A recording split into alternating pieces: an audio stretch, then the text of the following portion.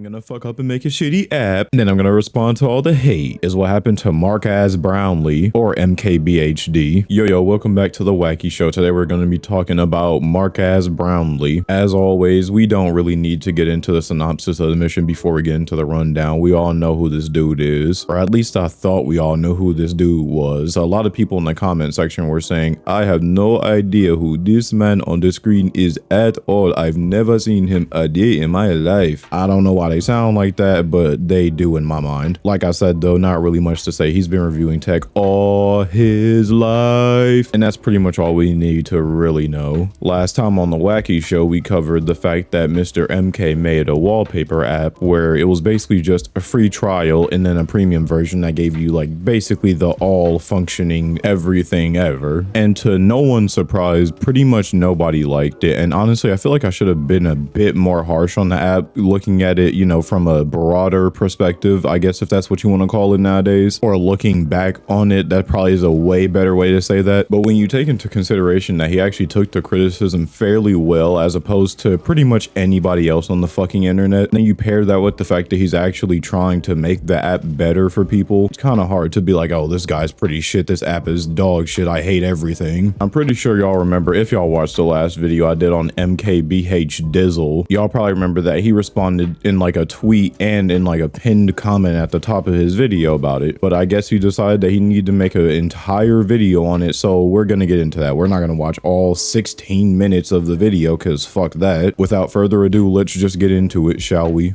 Last week, I launched a project that I was really excited about, that we've been working on for a while, a wallpaper app called Panels. And I made a lot of mistakes along the way, including the fact that I didn't really explain anything. I didn't explain the UI, what was in it, the point of the app, and most importantly, why it had a friggin' $50 price tier. And so appropriately, the entire internet was very disappointed. And that's 100% on me. So here he just recaps everything that happens, and he completely takes blame for all of like the shortcomings of the app. He also acknowledges how vague he was when he introduced the app, which was something that I don't know if I commented on my video, but definitely I thought. Like, he never even showed any of the app in the video, and I thought that that would be coming at some point in the video when he was like introducing it, but he just never showed it. He just talked about it and then said, yeah, you can download it. I'd like to think if I spent a lot of years, time, and money and everything and resources and all types of shit on something, I'd, you know, have something to show for it. And he did, because you could download the app. I'm just confused as to why he didn't show anybody in the YouTube video. Just right from the top, a wallpaper app. Pretty niche thing, right? Like, most people will just use one of their own pictures as a wallpaper or grab something cool from Google. That's something I've done many times over the years. So it's a very small fraction of people who will actually download an app, let alone pay for a wallpaper on their phone. Plain and simple, a wallpaper app is pretty niche, and it's not really for everybody, much like every other app that's on the App Store. Now, just because something isn't for you doesn't mean that you can't like talk down on it or criticize it or, you know, have some type of claim about it. It's just when your claim is, well, who would buy this? This is trash. No one wants this. That's when you just start stretching the truth a little bit. It's not that nobody wants it. It's just that so little people want it that it seems like something that nobody would want. But even then, I would have to imagine that if somebody went out of their way to make something, there has to be a demand, or there has to be like a reason. People don't just go out of their way to spend money on shit just to make something because it's fun to do. I'm sorry, I take that back. Elon Musk is a prime fucking candidate of just spending money on shit just because it's fun to do. But like, that's besides the point. But the reason I decided to try and make a wallpaper app is because for years I've been answering this one very common question, which is, where'd you get that wallpaper? Like, in videos and screens and devices I'm reviewing, where'd you get that piece? And so if I could always have some place to point to that's on iOS and Android, if I could have a link in every description, then that would be awesome. And if I can leverage this incredible platform you guys have given me to give way more eyeballs to the artists that make that art that I'm using, I felt like that was something worth building. I feel like this is genuinely one of his main reasons for making the app. Like, obviously he wants to make a really nice app for people to find new artists, you know, that make cool, wacky little high definition wallpapers for their little phones. But genuinely, I can only imagine the amount of comments he gets daily asking, oh, what wallpaper is this from at this timestamp? So honestly, it would be more beneficial for him to just straight up make an app. That way people can go find whatever wallpaper they're looking for and just download it for themselves. I don't know so much about the getting eyes on, you know, other artists part. And I only say that because the art looks AI generated. I'm not saying it is, but I'm just saying it looks AI generated. But if it's not, then yes, that's also a good thing. So many months ago, myself and a developer team of 2, along with some others on my team here at the studio, set off to build this thing, and this is what we ended up with. It's a fresh new app. There's a few hundred pieces in here by a bunch of different hand-picked artists that I've used art from in the past, plus a few people in the studio here submitting their own. And then on any page, if you like it, you can get it, but you can also click on the artist's name and see more from that person, including their socials. So this is something specific that sets it apart. Here he talks about how a company came to him and said, hey, we should collab and make this app and, you know, make these wacky little wallpapers for people. I cut that part out just to make the video not that long. But other than that, he just goes over some like general features, how you can, you know, favorite a design, download it, then like go to the person, like the artist page, and then go to their Instagram page from the app as well, which again is really dope for just, you know, giving the artist recognition. Now again, most people, like 99.9% of humans do not buy wallpapers. But there is a pretty awesome community of artists making sick art, sometimes free, sometimes a few bucks.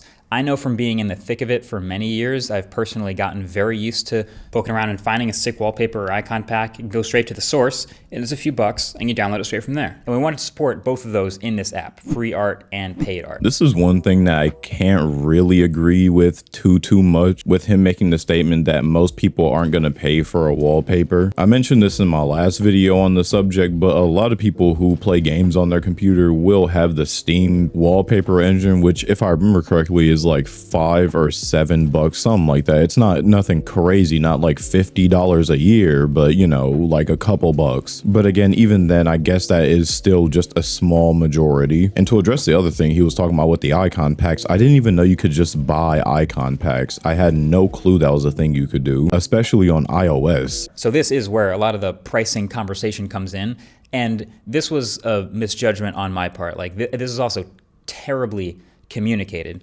So I want to make super clear, this should be a free app. This should be a great free app experience for the vast majority of people who use it. And I really dropped the ball there. And obviously I've never made an app before. I make videos and review products, but the people were right. Like if I was reviewing this app, I would not have been very nice. When you throw in the fact that you had to watch, like, what was it, a minute of an unskippable ad just to get one, like, shitty basic wallpaper, yeah, I don't think he would have been very nice to it either. I can say one thing, though. If you're gonna say it should be first and foremost a free app, then, I mean, you should really make it primarily free. Like, there's nothing wrong with having, like, a premium tier where you get an extra couple little dootlets, but making the entire app basically locked behind a paywall is never a good idea. Like anytime I download those apps, I instantly just uninstall it and then go to something else. But this is the two-sided coin of, you know, deciding to now go build something in public. Is if we're gonna dish it, we got to be able to take it too. And so there has been no shortage of tons of actually constructive feedback that we've taken notes on, and sort of started to turn into this app that we had pictured in our head. Again, I said this in my last video, I'm going to sound like a broken record, but I'm so glad that he's actually able to take in what decent criticism he can, because I guarantee there's just a landfill of actual dumbass garbage. But, you know, thankfully he can dig through that, find some of the good stuff, and actually just incorporate it into the app and just make it a better experience overall. Because at the end of the day, that's really all people are asking for. He goes on to do like sort of like a Q&A or like FAQ type thing, where he just answers a lot of the questions or addresses a lot of the problems that people are having. And that's pretty much that. Goes in depth on how he wants the app to be in the future and how he wants to evolve it and just work on it and just make it a better app overall. All in all, that pretty much wraps up this saga on panels. I kind of thought we were done with the only video we made last time, but I guess not. Anyways, congratulations Bladers for making it all the way to the end. I seen you laughing while you was drinking your Japanese soda. Can I have some Japanese soda? No? Okay, that really hurt my feelings. Anyway, since you was laughing and I seen you laughing, you might as well make that big red button, a big gray button, and sub to the channel. That way you can stay up to date on the newest shit. Other than that, I'll see you on the next episode. Bye bye. Time to go watch some One Piece. What's good? Welcome back to a special outro. Hope y'all enjoyed the video. I assume you did since you made it to a special outro. By the way, if you liked the video, leave a like. If you disliked the video, don't ever even think about touching the dislike button, Lila man. But if you want more me, more wacky, go to my Twitch. That's twitch.tv/JoshVHS. We are genuinely closing in on that 1,000 subscribers. So again, alert everybody in your immediate vicinity to subscribe to the channel. And if they say, oh, well, I don't have a YouTube, make one, man. Other than me begging and asking and pleading for fucking sub. Genuinely just hope y'all enjoyed the video and hope y'all are having a good day. Other than that, thank you Bladers for your time. And remember to let it rip. Cue that funky outro, man.